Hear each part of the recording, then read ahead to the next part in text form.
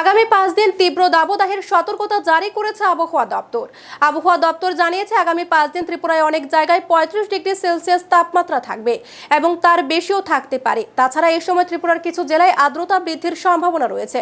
তাছাড়া আগামী 3 দিন ঊনকোটি, দক্ষিণ ত্রিপুরা, ধলাই জেলার বৃষ্টির সম্ভাবনা রয়েছে। গরম এবং আর্দ্র আবহাওয়ার কারণে সতর্কতামূলক ব্যবস্থা নিতে পরামর্শ দিয়েছে হাওয়া অফিস।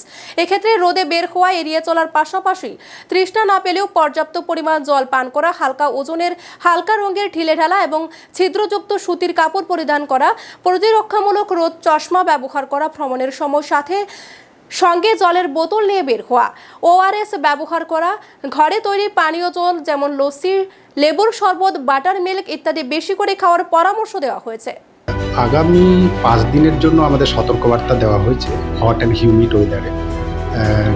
এটা 35 ডিগ্রি এবং তার বেশি থাকার সম্ভাবনা, এবং যা স্বাভাবিকের থেকে 3 থেকে 4 ডিগ্রি বেশি থাকতে পারে অনেক জায়গায় ত্রিপুরার বিভিন্ন জেলাতে। আগরতলা শহরে কালকে যেটা রেকর্ড করা হয়েছে আমাদের আবহাওয়া অফিসে, সেটা হচ্ছে 37.5, যেটা স্বাভাবিকের থেকে 4 ডিগ্রি বেশি ছিল। আর আজকে যেটা অবজার্ভ করা গেছে সেটা হচ্ছে 37, সেটা স্বাভাবিকের থেকে 3.7 ডিগ্রি সেলসিয়াস বেশি ছিল। বৃষ্টির সম্ভাবনা, ঊনকোটি, নর্থ এবং ধলাই বৃষ্টির 1-2 জায়গায় বৃষ্টির সম্ভাবনা দেওয়া হয়েছে সামনের 3 দিন দেওয়া হয়েছে।